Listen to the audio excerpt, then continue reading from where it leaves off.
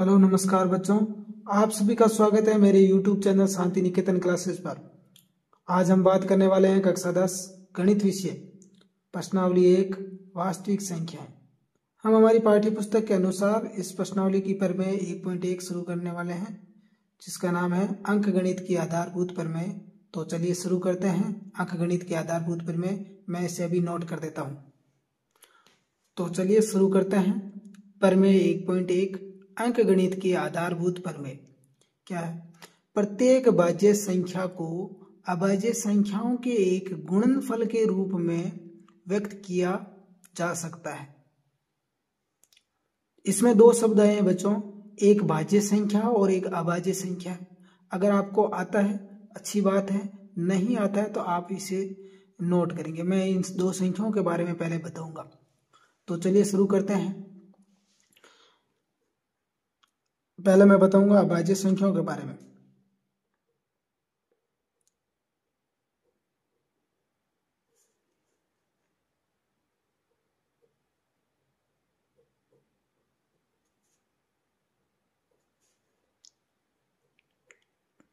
वे संख्याएं जिनके केवल दो ही गुणनखंड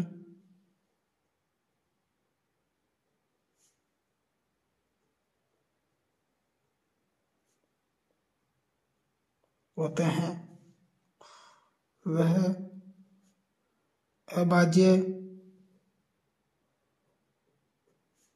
संख्या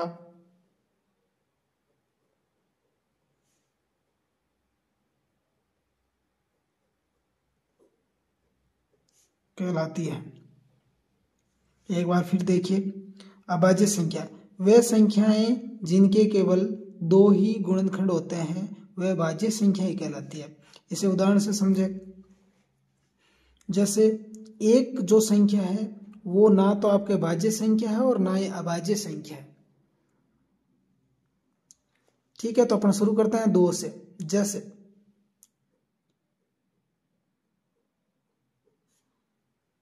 दो, जिन संख्याओं के गुणनखंड दो होते हैं, जैसे दो के गुणनखंड एक होता है, यानी ये एक की टेबल में आता है और दो की टेबल में आता है। तीन, ये एक की टेबल में आता है और तीन की टेबल में आता है। ठीक है, उसके अलावा पांच, एक की टेबल में आता है, पांच की टेबल में आता है। उसके अलावा सात, एक की टेबल में आता है, सात की टेबल में आता है। उसके अलावा 11, एक की टेबल में आता है और स्वयं की 11 खुद की टेबल में आता है। ठीक है, तो ये जो संख्या होगी वो अभाज्य संख्या ही कहलाएगी। सीधी बात है। अब इसमें एक शब्द आया है गुणनखंड। क्या शब्द आया? गुणनखंड। इस गुणनखंड के बारे में चर्चा करते हैं।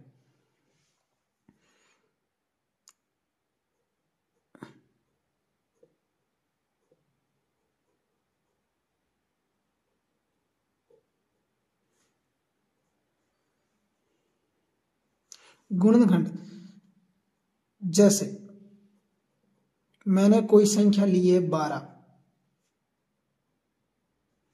तो इस 12 के गुणनखंड जो होंगे वो छोटे होंगे। क्या होंगे? 12 से क्या होंगे? छोटे होंगे। अगर गुणनखंड पता करना है तो वो उस संख्या से क्या होंगे? छोटे होंगे या उसके बराबर हो सकते हैं। यानी छोटे होंगे तो ये 12 एक की टेबल में आता है, दो की टेबल में आता है और तीन की टेबल में आता है, चार की टेबल में आता है, छः की टेबल में आता है और 12 की टेबल में आता है। आप जब भी पढ़े बच्चों, किन्हीं दो शब्दों को कंपैरिजन करके पढ़े, आपको चीजें ज्यादा याद रहेगी। जैसे एक मैंने बताया गुणनखंड, इसका एक अपोजिट होता है गुणज। क्या होता है? गुणज। क्या होता है ये गुणज? जैसे मैंने कोई संख्या ली है, जैसे मैं 12 ही ले लेता हूं, ज्यादा सही रहेगा। जैसे गुणज, तो गुणज 12, इसमें जो गुणनखंड थे वो संख्या से छोटे या इसके बराबर हो सकते हैं। तो अपन ये कह सकते हैं कि ये इससे छोटे ही होंगे या इसके बराबर होंगे। तो अब गुणज कैसे होते हैं? गुणज इसके बराबर या इससे बड़े ही होंगे। ठीक है, गुणज जिस संख्या की अपन बात कर रहे हैं उस संख्या के बराबर यानी वो संख्या स्वयं हो सकती है या उससे बड़े होंगे। तो 12, फिर इसके टेबल में 24, फिर इसकी टेबल में 36, फिर इसकी टेबल में 48, ऐसे करके ये क्या होंगे? अनंत होंगे। ठीक है, आप मल्टीप्लाइज करते रहे, आपको गुणज मिलते रहेंगे। ठीक है, अनंत होते हैं। लेकिन ये जो है उस संख्या से छोटे या उसके बराबर होंगे, इन्हें अपन अनंत नहीं कहेंगे। ठीक है भाई, 12 के जो गुणनखंड होंगे तो वो इतने ही होंगे, छोटे होंगे तो इतनी संख्याओं में हो सकता है, इन संख्याओं में 12 इन संख्याओं की टेबल में या आ सकता है। ठीक है, तो अपन दो संख्याओं को कंपैरिजन करके पढ़े तो ये जो चीजें हैं ये ज्यादा याद रहेगी। अब हमने ये पढ़ा था अभाज्य संख्या, अब इसका उल्टा भाज्य संख्या पढ़ेंगे।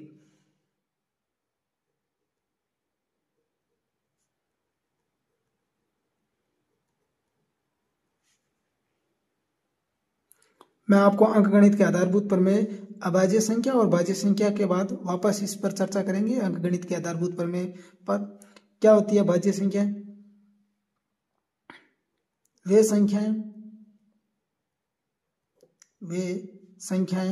संख्या जिनके गुणनखंड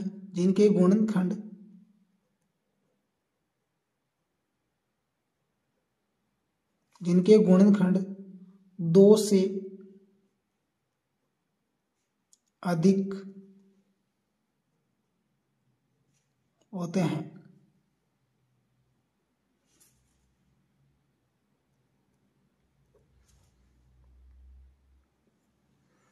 ठीक है,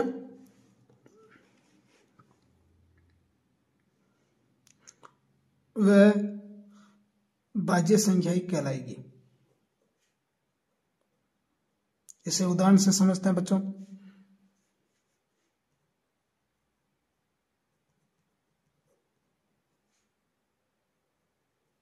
एक बार परिभाषा वापस पढ़े। वे संख्याएं जिनके गुणनखंड 2 से अधिक होते हैं, इसको थोड़ा गौर रखें, अधिक होते हैं वह भाज्य संख्या कहलाएगी। इसको उदाहरण से समझते हैं। जैसे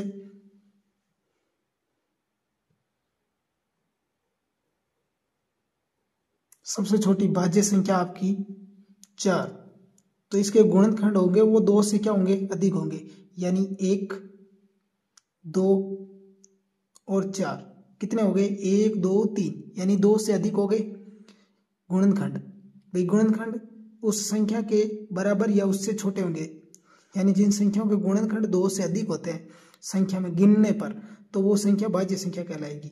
इसके अलावा आपकी 6, इसके गुणनखंड 1, 2, 3 और 6, इसके गुणनखंड कितने हो गए? 1, 2, 3 और 4, यानी 2 से अधिक है। ठीक है, ये 2 से अधिक है गुणनखंड, यानी 3 है तो 2 से अधिक है, ये 4 है तो भी 2 से अधिक है। तो अपन क्या कह रहे थे?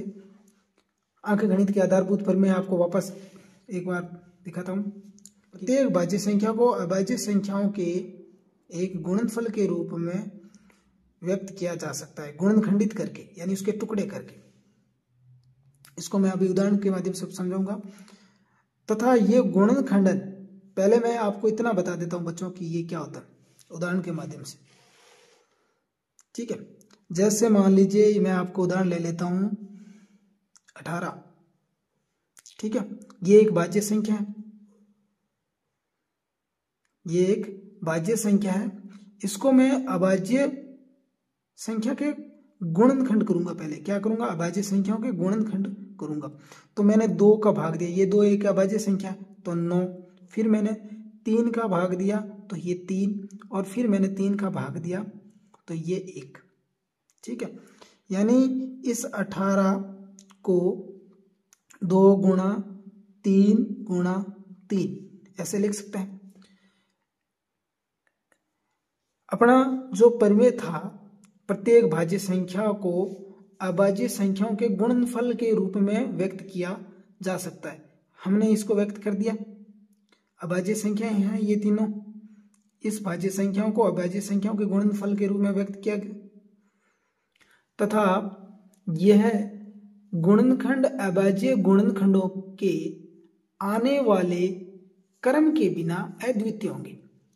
समझे इस बात को, क्या होंगे कि इस 18 के जो गुणनखंड है ये इनका क्रम के बिना, आप इनके क्रम आगे पीछे कैसे लिख दीजिए, ठीक है, आप इनके क्रम के बिना आप इनको कैसे ही गुणनफल के रूप में लिख दीजिए, आपके ये 18 ही आएंगे।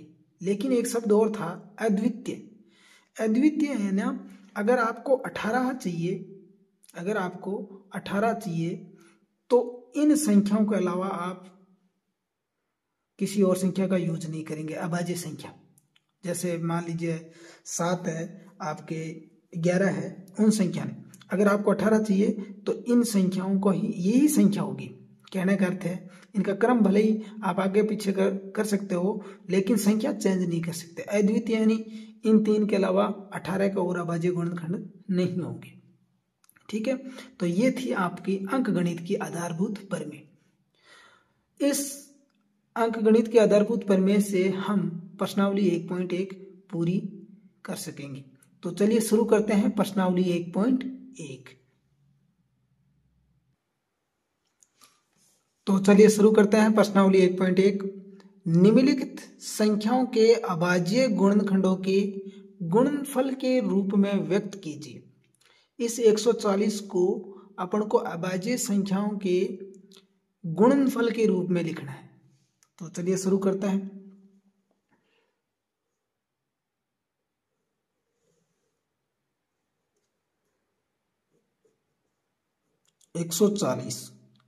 दो एक अभाज्य संख्या है तो इसका अपन भाग देंगे तो ये हो जाएगा आपका 70। फिर 2 का भाग देंगे तो ये हो जाएगा आपका 35। फिर हमें पता है कि 35 2 में टेबल में आता नहीं है, 3 की टेबल में आता नहीं है, 4 का हमें भाग नहीं देना है क्योंकि वो एक भाज्य संख्या है। क्या है? भाज्य संख्या है। तो हम 5 का भाग देंगे। किसका देंगे? हमें सिर्फ अभाज्य संख्याओं का भाग देना है। तो 5 का भाग देंगे तो 7 बार। अब 7 अपने आप में क्या है? एक अभाज्य संख्या है।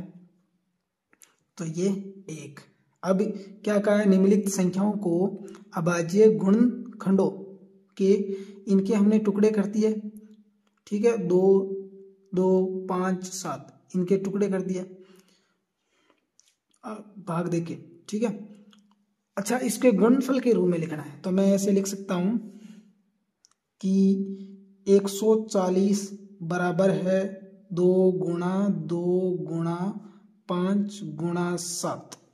ठीक है, इसे अपन शॉर्ट रूप में 2 की घात 2 गुणा 5 की घात 1 बार यह 7 की घात 1। ठीक है, तो ये इसके शॉर्ट रूप में।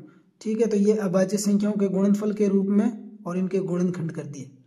तो चलिए शुरू करते हैं प्रश्न संख्या 1 का दूसरा सवाल। 156 2 का भाग दिया तो ये आपके हो गए 7 और 8। फिर 2 का भाग दिया भाग 1 बार। 13 एक अपने आप में अभाज्य संख्या है तो अपन 156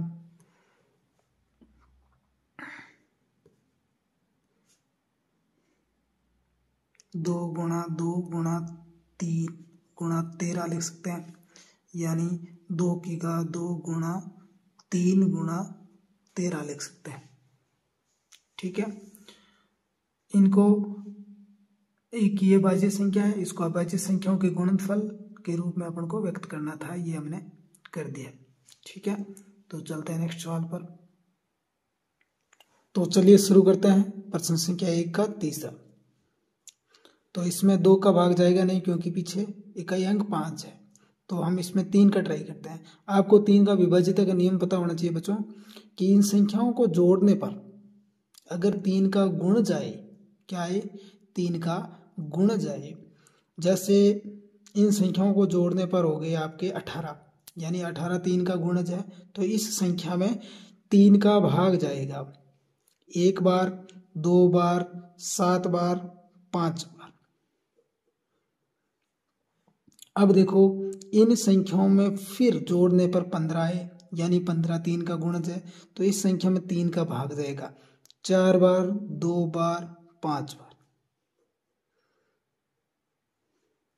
अब इन संख्याओं को जोड़ने पर देखो आपके आते हैं 11। 11 3 की टेबल में नहीं आता, तो इसमें अब 3 का भाग नहीं जाएगा। इसका इकाई अंक 5 है, तो 3 के बाद अभाज्य संख्या है वो 5 है, तो हम इसमें 5 का भाग लगाएंगे। कितनी बार? 8 बार, फिर 5 बार। ठीक है, ये भाग कैसे लगता है? आप इस 5 का इसमें भाग लगा कर देख सकते हैं, आपको भाग आना चाहिए, आप कक्षा 10 में पढ़ रहे हैं तो। ठीक है, अब इसके अलावा इसमें भाग 5 का देंगे फिर, क्योंकि इकाई अंक क्या है? 5। कितनी बार? 1 बार। और उसके अलावा कितनी बार? 7 बार। 17 पंजे 85 होता है बच्चों। ठीक है, फिर अपन 17 एक अभाज्य संख्या है, तो 17 एकम 17। अब आप 3825 को 3 गुणा 3 गुणा 5 गुणा 5 गुणा 17 के रूप में लिख सकते हैं, यानी 3 की घात 2 5 की घात 2 गुणा 17। तो चलिए शुरू करते हैं नेक्स्ट सवाल। तो चलिए शुरू करते हैं इसका हल।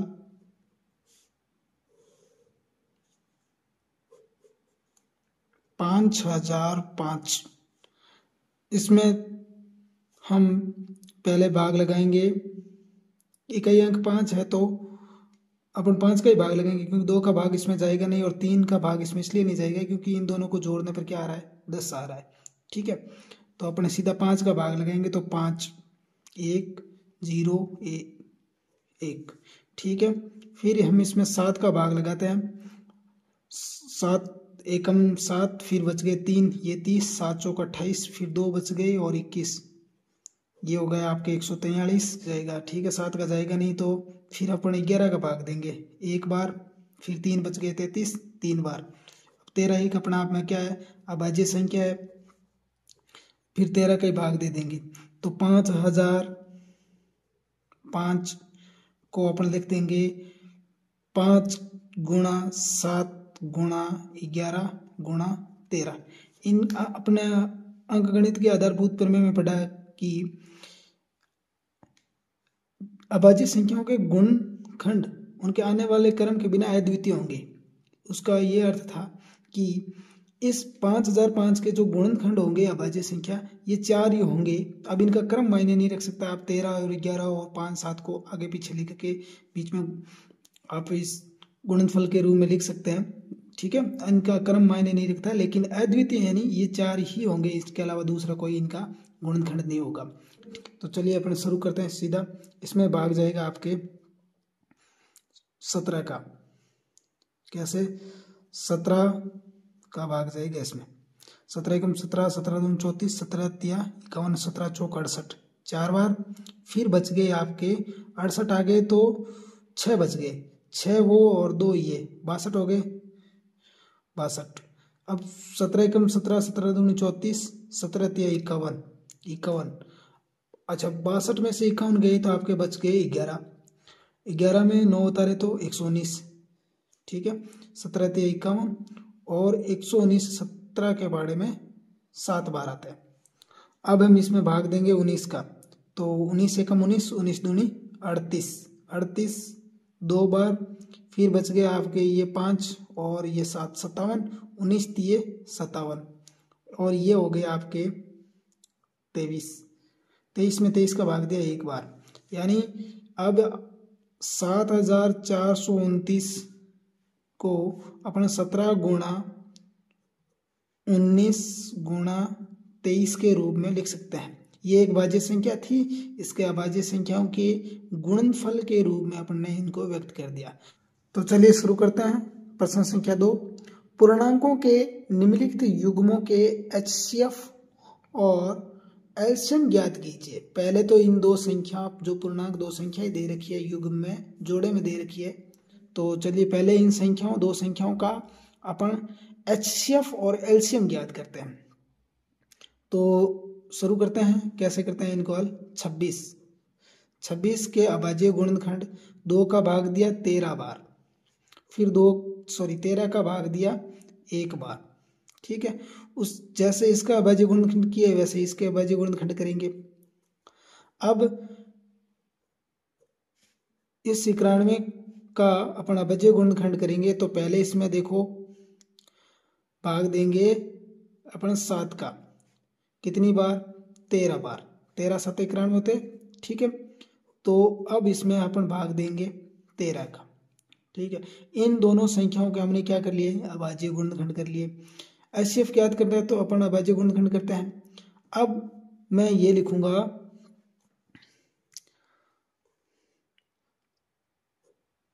26 व 91 का एचसीएफ क्या, एचसीएफ बराबर क्या, जो इन दोनों संख्याओं में जो कॉमन होता है वो संख्या क्या कहलाती है, एचसीएफ कहलाती है। यानी 13 इसमें भी है और 13 इसमें भी है, तो ये इन दोनों संख्याओं का क्या है, एचसीएफ है, ठीक है। अब अपन बात करते हैं 26 व 91 का एलसीएम। तो इसमें जिन जिन संख्याओं का भाग लगा है वो सारी संख्याएं उतार लेंगे, ठीक है। जैसे 2 का भाग लगा है तो मैं ये 2 उतार लेता हूं, इसमें 7 का भाग लगा है मैं ये 7 उतार लेता हूं, 13 का भाग लगा है मैंने ये 13 का भाग लिख लिया, ठीक है। अब इस 13 का भी भाग लगा, ठीक है। तो अपन जो संख्या कॉमन है ना उसको लिखेंगे, लेकिन उसकी क्या लिखेंगे, अधिकतम घात। अगर यहाँ 13 2 बार होता ना तो हम 13 2 बार वाला लिखता, ठीक है ना, ये नहीं लिखते। अब दोनों में एक एक बार है तो अपन 13 एक बार ही लिखेंगे।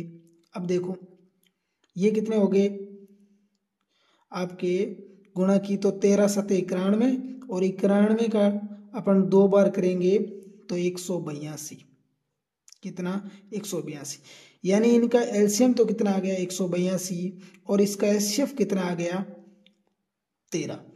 अब देखो अपन इनकी जांच करते हैं, क्या करते हैं, जांच करते हैं। क्या जांच करनी है, जांच ये करनी है दो संख्याओं का गुणनफल, दो संख्याओं का गुणनफल बराबर होता है उन संख्याओं के एचसीएफ और गुणा एलसीएम के। तो एलसीएम कितना था, 182, गुणा एचसीएफ कितना था, 13। वो दो संख्याएं क्या थी, एक तो आपकी 26 थी और एक 91 थी। तो इनका गुणा कर देते हैं। देखो 13 की टेबल आती है, 13 दूनी 26, ठीक है, 2 हासिल। अच्छा 13 की टेबल 8 बार बोलो, 13 एकम 13, 13 दूनी 26, 13 तिया 39, 13 चौके 52, 13 पंजे 65, 13 छक्की 78, 13 सत्ते 91, 13 आठे 104, 104 और 2 हासिल वाले 106। तो ये आपका 6। अब हासिल हो गई आपकी 10। अब 13 एकम 13, 13 और 10 कितने हो गए, यानी 13 एकम 13 और 10 23 हो गए। कितने हो गए, 23 हो गए। 2366। ये थोड़ा दूर हो गया, कोई दिक्कत नहीं है, ये संख्या साथ में है। अब इनको गुणा करो, आपको 26 की टेबल आनी चाहिए, ठीक है, क्योंकि 91 बड़ा है तो इसकी टेबल नहीं है। 26 एकम 26, ठीक है, हासिल 2। 26 की टेबल बोलो, 26 की टेबल बोलो। 26 9 234 होता है, 26 9 कितना होता है, 234 होता है। और 234 में अपन ये 2 जोड़ देंगे, यानी 26 एकम में अपन 26 बोले तो 6 बता दे 2 हासिल थी ना, इस पे 2 हासिल लगाई थी, तो वो 2 26 नंबर 234 और 2 236, यानी ये क्या होंगे, बराबर हो गए। ये हमने इसकी जांच भी कर ली। तो चलिए शुरू करते हैं नेक्स्ट सवाल। 510 के अभाज्य गुणनखंड करते हैं। 2 का भाग दिया तो इसके हाफ यानी 255। अब इन संख्याओं का योग देखो बच्चों, 12 है तो 3 का भाग जाएगा आपके 8 बार और 5 बार। फिर इसमें 5 का भाग देंगे तो 1 बार और आपके 7 बार। फिर इसमें 17 का भाग देंगे क्योंकि 17 एक अभाज्य संख्या है। अब इसमें अपन भाग देंगे 2 का, 92 में 2 का भाग देंगे तो ये हो जाएगा आपके 46। फिर 2 का भाग देंगे तो ये हो जाएगा आपके 23। फिर इसमें आप 23 का ही भाग देंगे क्योंकि 23 एक अभाज्य संख्या है तो ये 23। ठीक है। अच्छा, इसके अपन लिख देते हैं एचसीएफ और एलसीएम। 510 व 92 का एचसीएफ, यानी इन दोनों में कॉमन क्या है, यहाँ भी 2 है यहाँ भी 2 है। ठीक है, इससे पिछले सवाल में दोनों में कॉमन क्या था, 13 कॉमन था, तो उनका एचसीएफ क्या था, 13। अब यहाँ 2 बार आया, यहाँ 2 1 बार आया, तो कॉमन कितनी बार है, 1 बार ही है, तो इनका एचसीएफ क्या होगा, 2 ही होगा। अच्छा, 510 व इस 92 का एलसीएम, एलसीएम क्या होगा, एलसीएम देखो इन संख्याओं में जिन जिन संख्याओं का हमने भाग दिया है ना उन सब को लिख देंगे। तो हमने इसमें 2 का भाग दिया था। अच्छा, इसके अलावा हमने इसमें 3 का भी भाग दिया था। अच्छा, इसके अलावा हमने इसमें 5 का भी भाग दिया था और 17 और 23 का भी भाग दिया था। किसका, 17 गुणा 23, इन सब का भाग दिया था। ठीक है, इन संख्याओं का भाग दिया है। अच्छा, अब यहाँ ध्यान रखना 2 का तो हमने भाग दिया है, लेकिन 2 का यहाँ हमने 1 बार दिया है, यहाँ 2 बार दिया है। तो जिस संख्या में हमने जिस टेबल का ज्यादा बार भाग दिया तो हम उसको लिखेंगे। तो यहाँ 2 बार भाग दिया तो इसकी घात क्या लिख देंगे, 2 लिख देंगे। ठीक है, 2 की 2 पावर 2 यानी 4, 4 को आप 3 से गुणा करोगे तो 12, 12 को 5 से गुणा करोगे तो 60। ठीक है, और 60 तो आप ऐसे लिख सकते हो 60 गुणा 17 गुणा 23 लिख सकते हो। अब देखो 17 पंजे 85, 17 छक्का 102, कितने 102। इस 0 को यहाँ उतार देंगे तो ये 1020 गुणा 23। अब ये पहले 0 फिर 23 दूनी 46, कितने हो जाएंगे 46। फिर इस 0 को गुणा करेंगे तो 0 ये, फिर ये आपका 4 उतर गया, फिर 23 एकम 23, ये इनका एलसीएम आ गया। ठीक है, अब अपन क्या करते हैं इनकी जांच। हमें एचसीएफ भी मिल गया और एलसीएम भी मिल गया, तो हम जांच कर देते हैं इस सवाल की। जांच क्या लिखा है कि 2 संख्याओं का गुणनफल, 2 संख्याओं का गुणनफल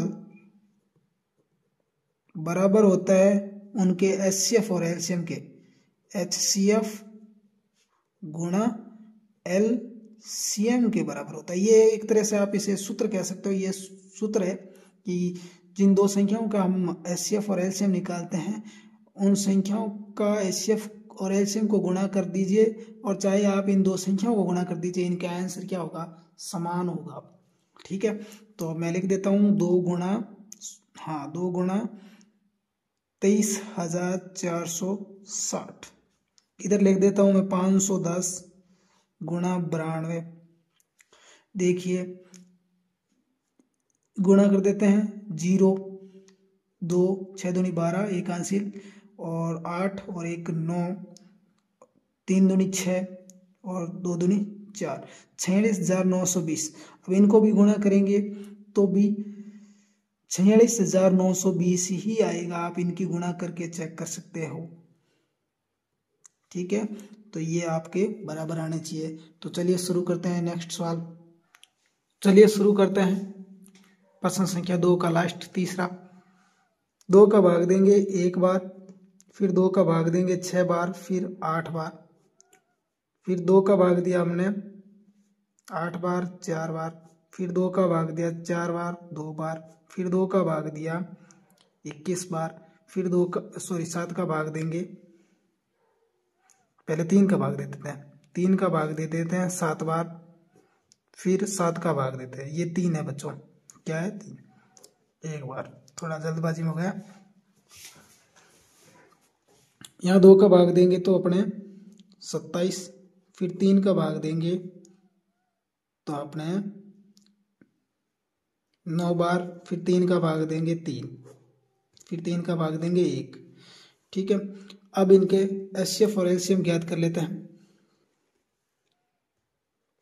336 व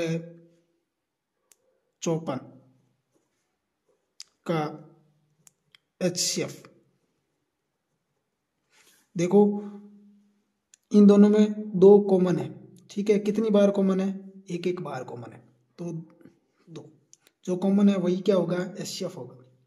ठीक है, यहाँ 3 है, यहाँ भी 3 है, कितनी बार कॉमन है, एक बार, तो हमने इनको लिख दिया।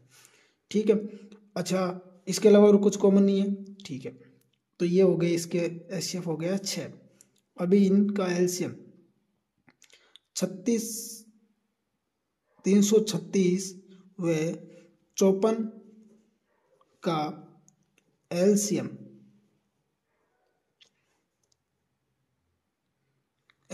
यानी जिन जिन संख्याओं का हमने भाग दिया है वो सारी संख्या लिखेंगे। हमने 2 का भाग दिया है, 3 का भाग दिया है और हमने 7 का भाग दिया है। लेकिन 2 का भाग कितनी बार दिया, 4 बार, यानी इनके अधिकतम घात लेंगे। यहाँ 1 बार दिया, यहाँ 4 बार दिया, तो हम 4 लिखेंगे। यहाँ हमने 3 का भाग दिया, यहाँ भी 3 का भाग दिया, लेकिन कितनी बार दिया, 3 बार दिया।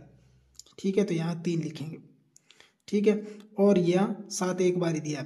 2 की घात 4 यानी 16 और 3 की घात 3 यानी 27।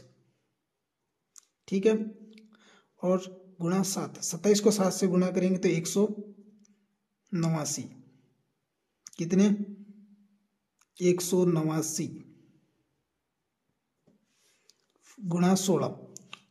अच्छा 16 को इससे गुणा करेंगे तो अपना आ जाएंगे 3024। ठीक है, अब अपन जांच कर लेते हैं। क्या कर लेते हैं, जांच में क्या था, दो संख्याओं